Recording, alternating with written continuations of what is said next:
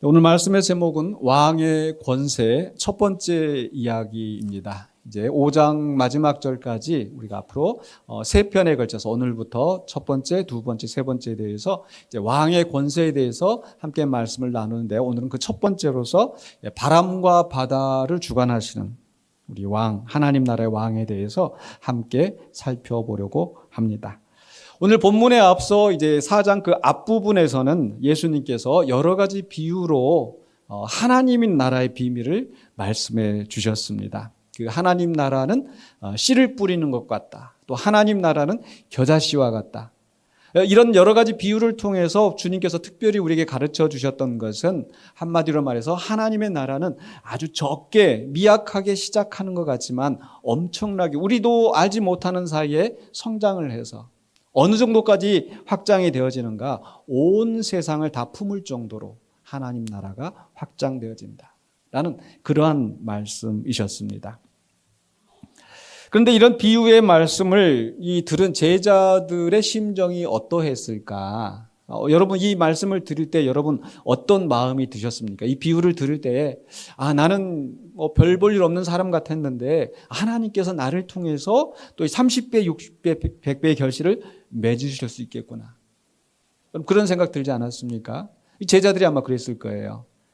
별 볼 일 없는, 그저 이 사회의 중심 되거나 어떤 높은 위치에 있는 것도 아니고 평범한, 그저 갈릴리 바다에서 저 시골의 저 북쪽 끝에, 이스라엘의 저 북쪽 끝에 갈릴리에서 그저 고기잡이 하던 평범한 사람들이, 또 사람들에게 별로 사람 취급도 못 받고 따돌림 받았던 그런 죄인들이 예수님을 만나서 주님을 따르면서 함께 가는데, 그 주님께서 하시는 말씀이, 내가 지금 하나님 나라의 말씀에 씨를 뿌리고 있는데 이 씨가 너희 안에서 자라서 30배, 60배, 100배의 결실을 맺을 거야. 온 세상의 모든 열방과 민족을 품을 정도로 큰 역사가 기다리고 있어 라고 했었을 때, 아마 그 제자들의 심정이, 우리의 심정이, 야, 정말 하나님께서 이런 놀라운 일을 이루어 가시다니, 지금 우리 자신을 보면 별 볼 일 없는 것 같은데, 야, 그런 하나님 나라의 비전을 우리에게 말씀하시다니, 아마 희망과 또 에너지를 가지고 아마 그런 심정으로 아마 있었을 것 같아요. 그런데 오늘 이 제자들이 그 바다를 항해하면서, 바다를 지나가면서 큰 폭풍우를 만나는데, 바로 그런 희망적이고 좀 활기차게 뭔가를 해보려고 할 때 이런 사건이 일어났다는 것을 우리는 기억해야 됩니다. 이것은 무엇을 말씀하시는가? 그 하나님 나라의 성장, 하나님 나라의 확장의 역사가 진행되어질 때 그것은 결코 그렇게 쉽게 순탄하게 그냥 일어나는 일이 아니라는 거예요. 성경의 역사를 보면 하나님의 큰 일이 이루어질 때 항상 그에 반하여서 큰 대적들의 방해가 있었고 많은 시련들이 있었어요. 출애굽기를 보더라도 하나님께서 이스라엘 백성들을 이끌어 가시면서 하나님의 나라를 세우려고 할 때 바로가 그들을 박해하고, 하나님의 비전을 선포할 때에 엄청난 시련이 오히려 그들을 더 위협하고, 신약시대에 와서도 성령 받고 이제 하나님 나라의 역사가 더 놀랍게 일어날 거야 라고 믿었는데 또 엄청난 박해가 그들을 기다리고 있었던 거죠. 우리의 삶에 있어서도 마찬가지입니다. 정말 이 제자들이 바다에서 광풍을 만났던 것처럼 우리의 인생을 뒤돌아봤을 때 정말 이런 광풍과 같은, 바다의 풍랑이 일어서 그 배가 뒤집어질 듯한 그런 공포를 느꼈던 것처럼 우리의 삶에 그런 순간들이 많지 않았습니까? 우리나라 전체의 역사만 본다 하더라도 아마 이제 또 70대 후반 넘어가시는 분들은 6.25 전쟁이라는 큰 난리를 겪고, 그 이후로 또 5.16 혁명, 또 10월 유신, 정말 이 나라의 급격한 변화들을 겪고, 또 80년대 또 신군부 등장, 또 있잖아요, 그죠? 더 가깝게는 IMF, 언제 우리가 그런 어려움이 있었는가 싶을 정도. 그런데 그 순간에는 정말 많은 사람들이 직업을 잃고 회사가 무너지고 부도가 나고 큰 기업들도 그냥 휘청휘청거리고 그런 속에서 성도들이 얼마나 힘든 또 시간들을 보내왔습니까? 코로나, 팬데믹, 전혀 들어보지도 못했던, 그저 역사책에서 패스트, 흑사병 이런 것들만 봤지 우리가 그런 일을 겪게 되리라고는 상상도 못했었는데 갑자기 모든 질서들이 달라지는, 삶의 패턴이 달라지는 그런 일들을 경험하면서 그런 속에서 또 적지 않은 또 가까운 사람을 우리가 잃기도 하고 그런 일들이 있었습니다. 정말 아주 더 가깝게는 1년 전에 12월 3일 갑자기 대통령이 계엄을 한다고 그래가지고 국회의원들이 막 담장을 넘어서 넘어가고, 근데 정말 그대로 진행이 되었으면 또 다른 소요 사태와 또 그런 광주 민주화 항쟁 때처럼, 부마 항쟁 때처럼 그런 엄청난 격변이 아마 있었을 것입니다. 나라의 역사 말고도 우리 개인의 삶을 보더라도 정말 그런 광풍이 일어나는 것 같은, 갑작스럽게 사업을 망하게 된다든지 실직하게 된다든지 또 건강에 갑자기 건강을 잃고 사고가 나고 평생을 함께할 것 같았던 그런 배우자를, 사랑하는 사람을, 형제를, 누이를 잃고 관계의 위기에서도 원치 않던 그런 갈등 속에서 정말 큰 격변을 겪어왔던 그런 시간들.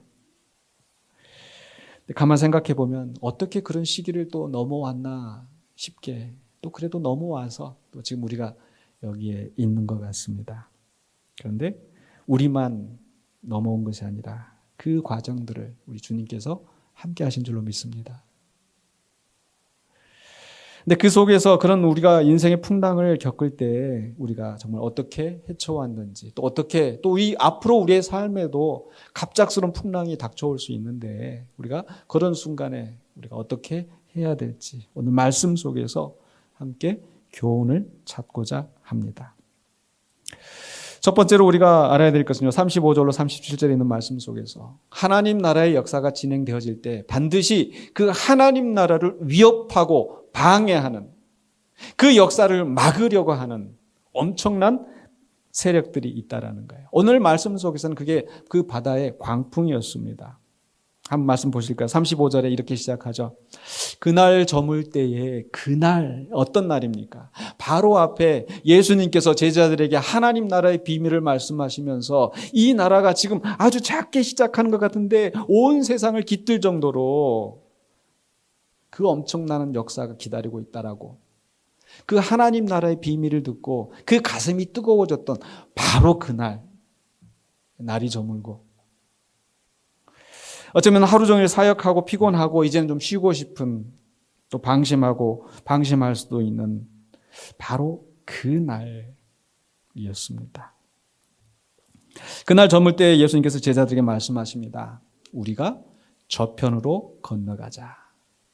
예수님께서 말씀하셔서 제자들이 예수님의 말씀을 듣고 그 말씀하신 대로 순종하면서 나가는 거예요. 그들이 무리를 떠나 예수를 배에 계신 그대로 모시고 가매라고 되어 있잖아요. 이게 앞에 우리가 예수님께서 비유를 가르치실 때 어디서 가르치셨다고 했어요? 많은 무리들이 3장에 보니까, 마가복음 3장에 보니까 많은 무리들이 몰려와서 예수님께서 제자들에게 배를 하나 마련하게 하셔가지고 그 배에 타고, 예수님께서 배를 타고 무리로부터 좀 떨어져서, 그리고 이제 많은 무리가 해변에 모여있는 그 상황에서 예수님께서 비유로 가르치신 거예요. 하나님 나라의 비밀을 말씀하신 거예요. 그리고 그 상태에서 이제 다시 육지에 오지 않고 배에 계신 그대로 예수님의 말씀을 따라서, 왜? 예수님께서 저편으로 가자고 하셨으니까.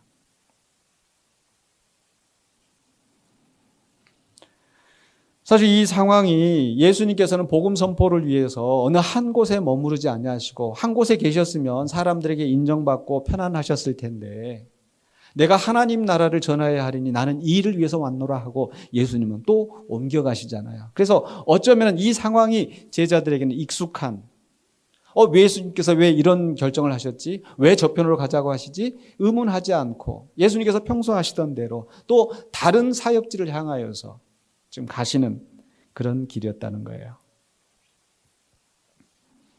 예수님이 말씀하시고 예수님과 함께 배에 계신 그대로 모시고 가는 그 길에 무슨 일이 일어납니까? 37절에 큰 광풍이 일어나며 그냥 어지간한 풍랑이 아니고 큰 광풍, 미칠 광자인지 큰 광자인지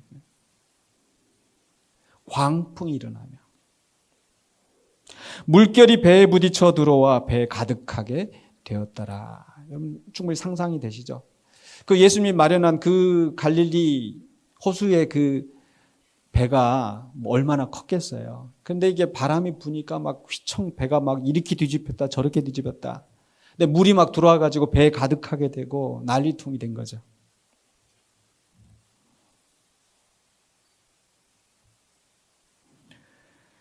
분명히 주님이 주도하시고 주님의 명령을 따라서 순종하며 주님과 함께하는 그 여정인데도 광풍이 일어난 거예요.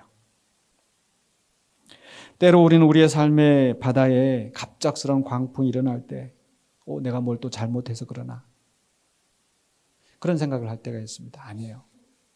우리가 잘못한 것도 없이 오히려 더 주님을 위하여 섬기겠노라고 주님의 말씀 듣고 순종하겠노라고 주님이 나에게 깨우치시는 그 비밀의 말씀을 듣고 마음 설레이고 그렇게 한 걸음 한 걸음 나가려고 하는 그 첫 순간에 사단의 역사가 일어날 수 있다는 거예요. 은혜 받고 결심하면서 한 걸음 한 걸음 나아가려고 하는데 그것을 치려고 하는 악한 세력이 일어난다는 거죠. 이 광풍은 내가 잘못해서 일어나는 것이 아니라 하나님 나라의 성장과 나를 통하여 이루고자 하시는 하나님 나라의 역사를 방해하는 사탄의 세력인 것을 믿으시기 바랍니다. 그렇다면 우리가 이런 인생의 풍랑이 있을 때 우리는 어떻게 대처할 것인가? 또 예수님은 이 풍랑 속에서 어떻게 반응하시는가? 그 다음에 나오죠. 38절로 39절인데 이 38절로 39절에서 우리에게 보여주시는 것은 바로 이 예수님이 하나님 나라의 왕으로서 권세를 가지신 분인 것을 증거하고 있다는 거예요. 38절입니다. 그 난리통에 예수님 어떻게 계셨습니까? 예수께서는 고물에서 베개를 베고 주무시더니 그냥 주무시더니도 아니고 베개를 베고라고 표현된 게 참 다른 사람이 보면 참 우리 그 전라도 말인가요? 신간 편안해 뭐 이렇게 하는 표현하는 정말 편안하게 주무시는 거예요. 하루 종일 사역하시느라고 피곤하셔서 진짜 뭐 세상 떠내려가도 땜에 가도 모를 정도로 그렇게 주무시는 걸까? 그런 뜻은 아닐 것 같아요. 지금 이 말씀이 보여주시는 건 뭐냐? 그 난리통에서 우리 주님은 절대적인 왕의 권세를 가지신 그분은 평안하게 주무실 정도로 대단하신 분이셨다는 거예요. 믿습니까? 근데 제자들은 어땠어요? 제자들은 예수님을 깨우면서 뭐라고 합니까? 선생님이요.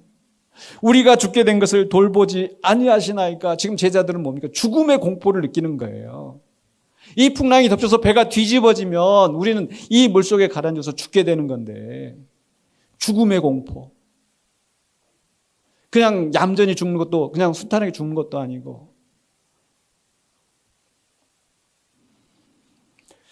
근데 제자들의 말을 조금 더 들여다보면은요.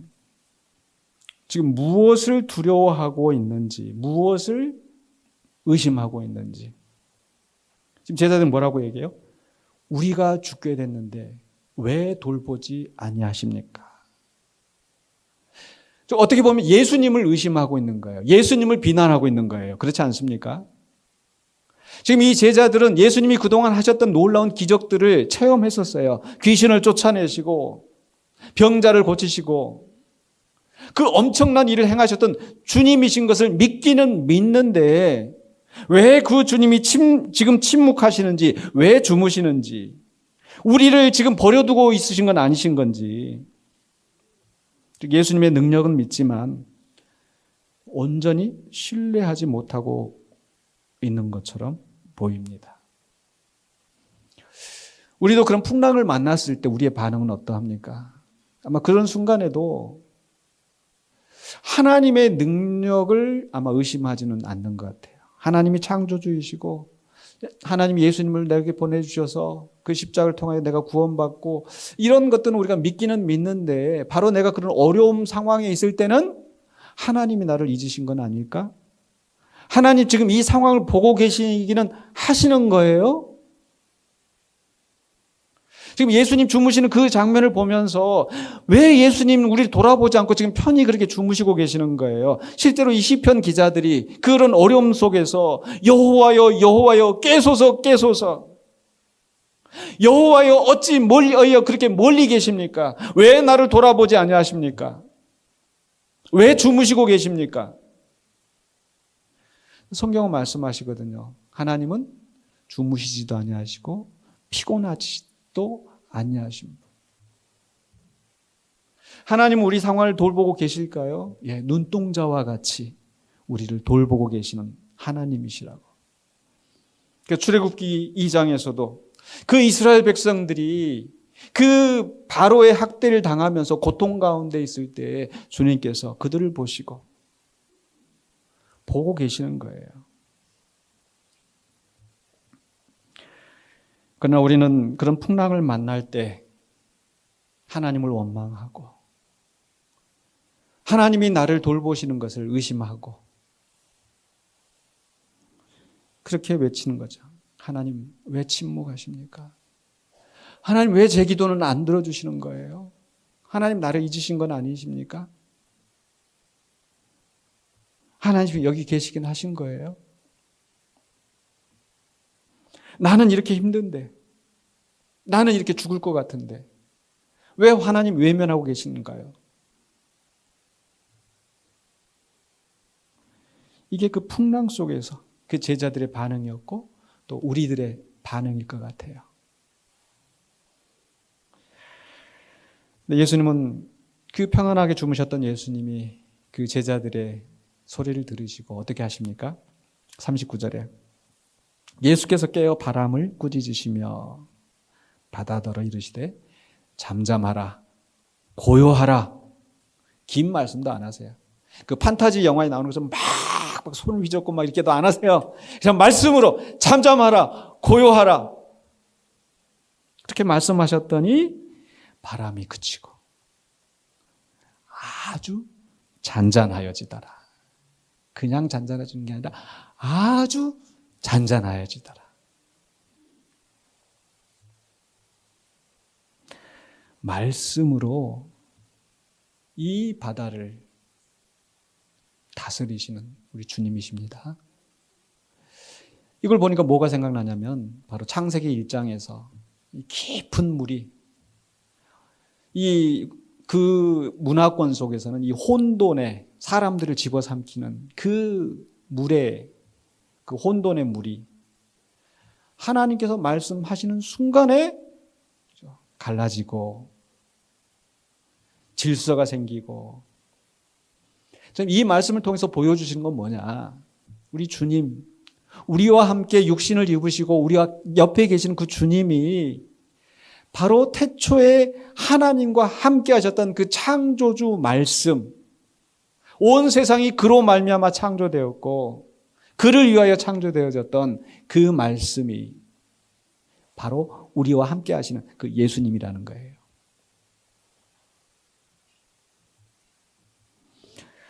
우리와 함께 하시는 그 주님, 그리스도, 예수 그리스도, 그 왕은 그냥 우리만의 왕이 아니라 이 자연의, 이 혼돈의 세력까지도 말씀으로 복종시키시는 권세자이시라는 것을 제자들에게 보여주시고 또 우리에게 말씀하시는 거예요. 그분이 내 인생의 배에 함께 계시는 겁니다.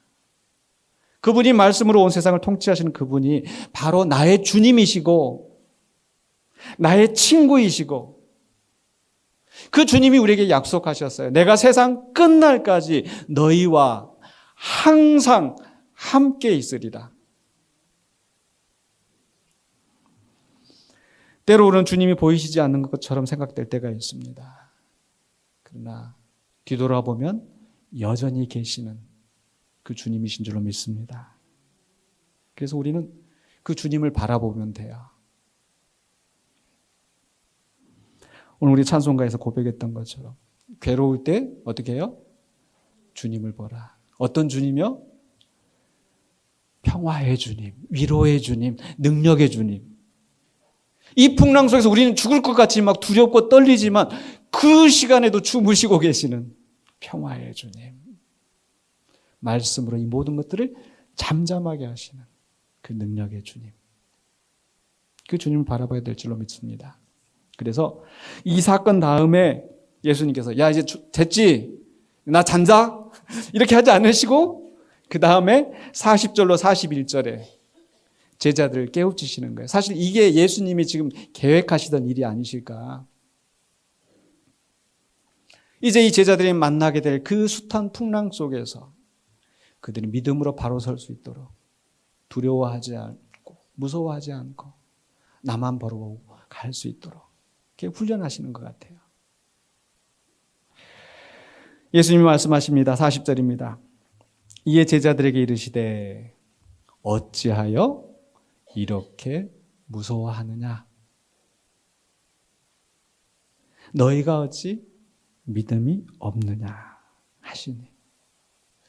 예수님이 어떤 톤으로 말씀하셨을까 상상해 봤습니다. 야, 이런 것 가지고 이렇게 설레발치고 너희들 도대체 믿을 수가 없다.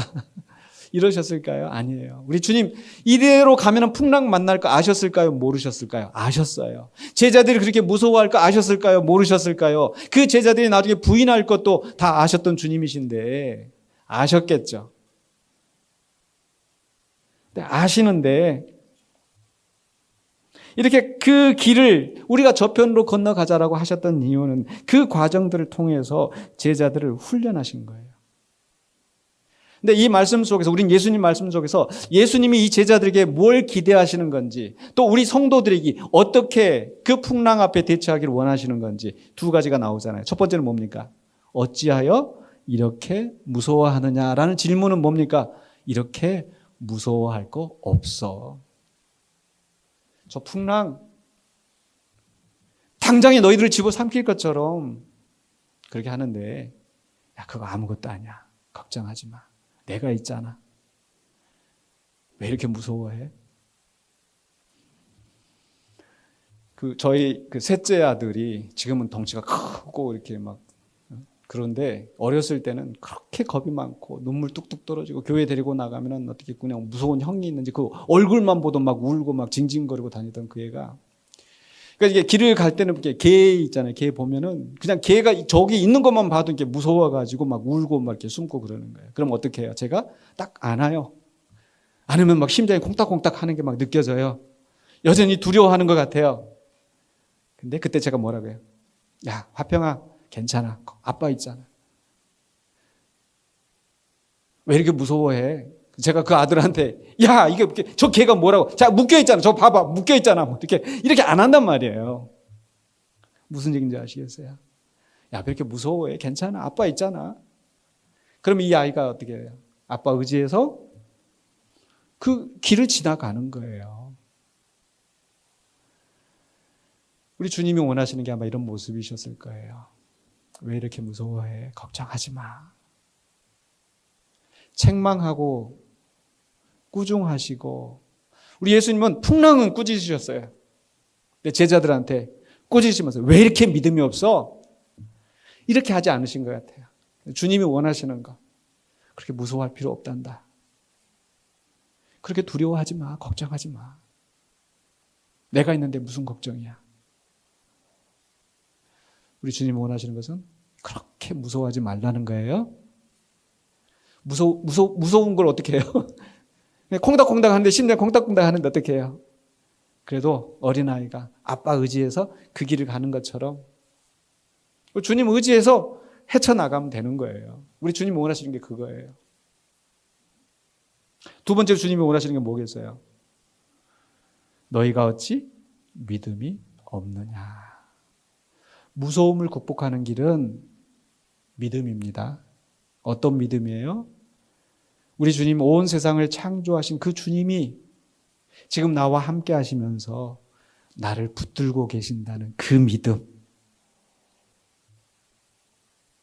그래서 믿음이라는 것은 그냥 될 줄로 믿는다라고 하는 어떤 지식적인 확신이 아니라 바로 예수님이 나의 왕이시고 나의 주님이시고 나는 예수님의 특별한 소유가 되어서 특별한 사랑과 보호를 받는 존재라는 것을 확신하면서 담대하게 주님과 함께 그 길을 가는 것이 믿음인 줄로 믿습니다.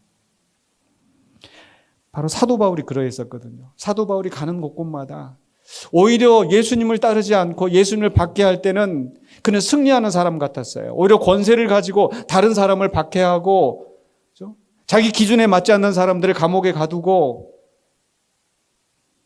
승승장구하는 사람 같았는데 예수님을 따르기로 결심한 이후로부터 그에게는 숱한 어려움을 겪습니다. 감옥에 갇히고 매를 맞고 그 사람들이 자기가 그전에 권세를 가졌을 때는 정말 자기 앞에서 큰 소리도 못 치는 그 사람들이 오히려 자기를 지금 찢어 죽이려고 패로 나뉘어서 하는 그런 위기 상황들. 광풍을 유라굴로 광풍을 만나기도 하고 섬에 올라갔더니 뱀에 물리기도 하고 바울은 참 그런 위기를 많이 겪었잖아요. 근데 그 바울이 뭐라고 얘기를 하냐면 로마서 8장 35절에 누가 우리를 그리스도의 사랑에서 끊으리요? 누가 우리를 그리스도의 사랑에서 끊으리요? 그냥 그리스도는 창조주이시고 그런 능력 있는 분은 알아. 근데 그분이 과연 나를 사랑하시는가가 아니라 누가 우리를 그리스도의 사랑에서 끊으리요? 그 주님이 나를 사랑하시고 나와 함께 하신다는 것을 믿는 거예요. 흔들리지 않는 거예요. 그 어려움을 겪으면서도 왜 주님 나를 버리십니까? 왜 주님 침묵하십니까? 가 아니라 환난이나 곤고나 박해나 기근이나 적신이나 위험이나 칼이랴 주님이 함께 하시니까 그걸 안 만난다는 게 아니라 그런 것들이 와도 그런 것들이 나를 그리스도의 사랑에서 끊어낼 수 없다라는 것을 38절로 39절에 말씀합니다. 내가 확신하노니 사망이나 생명이나 천사들이나 권세자들이나 현재일이나 장래일이나 능력이나 높음이나 깊음이나 다른 어떤 피조물이라도 우리 주 그리스도 예수 안에 있는 하나님의 사랑에서 끊을 수 없으리라 확신한다고. 지금 앞에 이게 사망이나 생명이나 천사 이렇게 말하는 게 뭐겠어요? 이 모든 것들이 다 누구의 주권 아래에 있다? 하나님의 주권 아래에 있고 예수 그리스도의 주권 아래에 있고 모든 만물이 주 앞에 굴복하고 있는데 그것들이 감히 주님의 특별한 소유인 나를 그 사랑에서 끊어낼 수 있다고? 아니야, 못해. 하나님 나 사랑하시는데 주님이 나를 사랑하시는데 그래서 어려움이 없어서가 아니라 풍랑을 만나지 않아서가 아니라 그 풍랑 속에서도 여전히 주님이 나를 사랑하신다는 그 확신 가운데에서 바울은 끝까지 그 믿음의 선한 싸움을 싸워 나간 겁니다. 그래서 예수님께서 이렇게 말씀하셨을 때 어찌하여 이렇게 무서워하느냐, 어찌하여 믿음이 없느냐라고 했었을 때 제자들이 비로소 고백합니다. 뭐라고 고백해요? 41절에 그들이 심히 두려워하여. 왜 심히 두려워한다고 그랬을까? 근데 앞에서는 제자들이 어땠습니까? 무서워서. 그 무서움은 공포예요. 풍랑이 있는 것을 보면서 내가 이제는 죽겠구나. 내가 어떻게 해볼 수 없는 그 엄청난 위력 앞에서 무서워서 덜덜 떨고 이제 죽었구나 라는 공포인데, 지금의 두려움은 그런 공포가 아니고 뭐예요? 경외함. 도대체 이분이 누구시길래 저 바다도 저 풍랑도 그 말씀 한마디에 순종하는가라고 하는 그 주님에 대한 경외함이 생긴 거예요.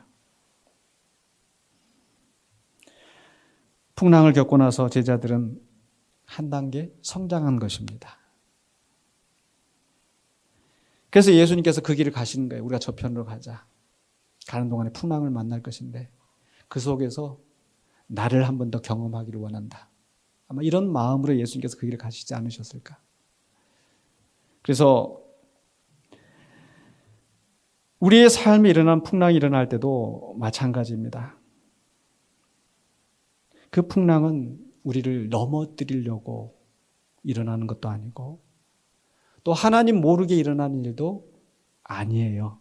욥기를 보면은 그 욥이 엄청난 그런 고난을 겪게 되는데 그 고난이 하나님 모르게 일어난 일이 있습니까? 아니에요. 하나님께서 사탄이 도발을 하니까 그래 너 한번 해봐. 그런데 그 생명 몸은 건드리지 마. 그 생명은 건드리지 마.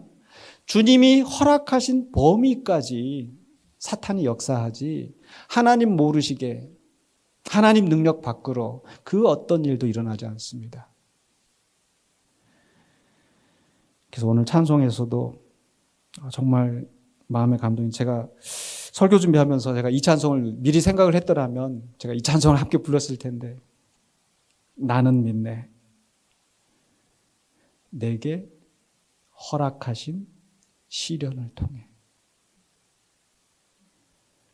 내게 허락하신 시련을 통해. 우리가 겪는 시련은, 우리가 겪는 풍랑은 주님이 허락하신 거예요. 나의 믿음을 더욱 강하게 자라나고 험한 산과 골짜기 지나는 동안 주께 더 가까이 나를 이끄시네. 제자들이 그 풍랑을 만나고 나서 야 주님 따라다니면 이제 고생길이 훤하다 하고 주님을 멀리하는 것이 아니라 정말 이분이 누구이시길래라는 그 경외함 속에서, 심히 두려워하는 그 경외함 속에서 주님을 더 붙잡고 나아가게 되는 거예요.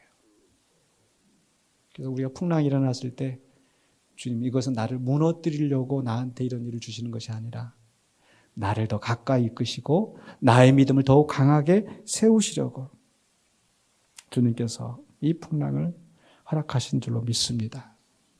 우리 주님은 절대 우리가 감당하지 못할 시험을 허락하지 않으십니다. 말씀을 마무리하려고 하는데요. 분명히 우리의 삶에는 풍랑이 일어납니다. 내가 꼭 잘못해서 일어나는 풍랑이 아니라 오히려 잘 믿고 더 말씀대로 살아가려고 할 때 사단이 우리를 방해하고 원수들이 나를 무너뜨리려고 하고 그런 풍랑이 일어납니다. 그러나 그 모든 풍랑이 주님의 주권 아래 있다는 것을 믿으시기 바랍니다. 그래서 삶의 풍랑이 일어날 때 그 풍랑을 세상 사람들이 보는 눈으로 보는 것이 아니라 믿음의 눈으로 재해석해야 돼요. 어떻게 해야 되는가? 첫 번째로는요, 그런 풍랑을 바라볼 때 우리는 믿음으로 선포해야 됩니다. 뭐라고 선포를 하는가? 주님이 이 문제 위에 주님이 왕이십니다. 우리가 예수를 그리스도라고 하는 것은 그리스도는 왕이시거든요. 이 문제들 주님의 통치권 밖에 있는 것이 아니라 이 문제 위에, 이 풍랑 위에 주님이 왕이십니다. 라고 믿음으로 고백하시길 바랍니다. 선포하시기 바랍니다. 두 번째는요, 기도가 바꿔지면 좋겠어요. 제자들도 지금 주님 앞에 왜 우리를 돌아보지 않으십니까? 우리가 죽게 됐는데 라고 했는데 그게 바른 간구는 아니었던 것 같아요. 연약함 속에서 그렇게 할 수도 있지만 제자들은 그 풍랑을 잠잠하게 해달라고, 문제를 해결해달라고, 우리를 살려달라고 그렇게 했는데 우리가 더 기도해야 될 부분은 이 문제 속에서 왕이신 주님을 보게 하소서. 그저 풍랑 보고 무서워서 이 풍랑만 지나가면 될 것처럼 거기에 매여 있지 않고 이 풍랑을 통하여서 주님을 바라보기를 원하시는 그 주님.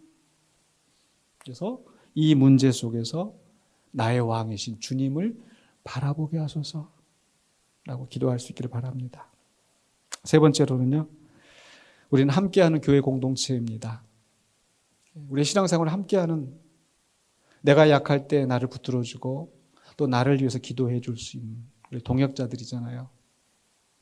그 동역자들에게 굳이 나의 풍랑을 숨기려고 하지 말고, 나 이런 어려움이 있어, 함께 기도해줘.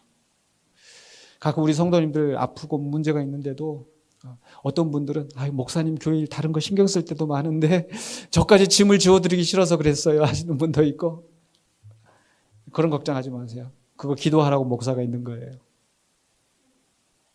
어려움이 있을 때 목장 식구들과 함께, 아팠을 때, 왜 우리 성도님들 진짜 아프면 쟤는 또 무슨 죄를 지어서 또 저런 일 당했을까 아마 이런 걱정을 하시는지 알리지 않기를 원하십니다.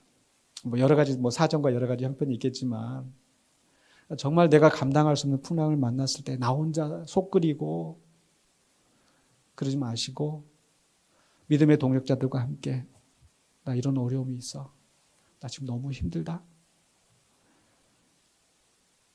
나를 위해서 좀 기도해줘, 목사님 저 좀 기도 좀 해주세요. 그렇게 나누면서 우리가 함께 주님 앞에 나아가기를 원합니다. 마지막 네 번째로는요, 우리 삶의 태도가 바뀌었으면 좋겠어요.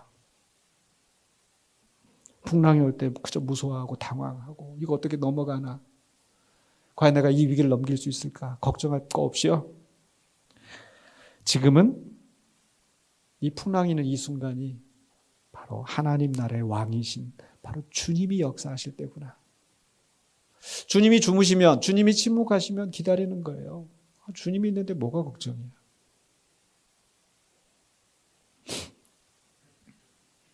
지금은 하나님 나라의 왕이 일하실 때구나. 위기의 상황이 아니라 오히려 지금이 바로 나의 믿음이 성장할 때이구나. 나를 지금 업그레이드 할 때구나. 우리가 휴대폰만 업그레이드 할 것이 아니라 우리 믿음도 우리 주님이 업그레이드 시키십니다. 그래서 그런 풍랑이 있을 때 우리는 나의 믿음이 성장하는 그 시간인 것을 믿으시기 바랍니다. 어떤 믿음인가? 바로 주님을 나의 왕, 나의 주로 다시 한번 확인하고, 온 세상을 다스리는 바로 구주이심을 다시 한번 고백하는 거예요. 바로 제자들이 그 풍랑을 만나고 나서, 제자들이 풍랑을 만나고 나서 예수님에 대해서 다시 한번 고백하잖아요. 이분이 누구이시길래? 진정한 경외함으로 주님 앞에 섰던 것처럼 우리도 그런 풍랑을 만났을 때 우리도 나의 믿음을 고백하는 우리가 되길 원합니다. 그래서 어떻게 고백해요? 주님, 내 삶의 풍랑을 다스리시는 왕이신 주님을 믿습니다. 왕의 권세, 내 어떤 풍랑도 잠잠하게 하시는 주님을 믿습니다.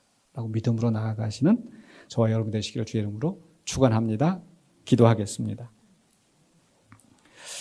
거룩하신 아버지 하나님, 은혜를 감사합니다. 우리가 주님을 알고 주님을 믿고 주님을 따르면서 평탄한 길을 기대하고 푸른 초장 맑은 시냇 물가를 생각하며 나아가지만, 그러나 뜻하지 않던 어려움이 많이 있었던 것을 주님께서 아십니다.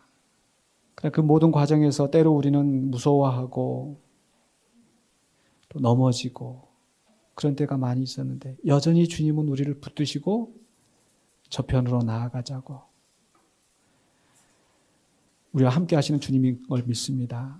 그 주님을 바라보면서 풍랑 속에서 풍랑을 보지 않고 주님을 바라보며 믿음으로 나아가는 우리 모두가 되게 하여 주시옵소서. 예수 그리스도 이름으로 기도하옵나이다. 아멘.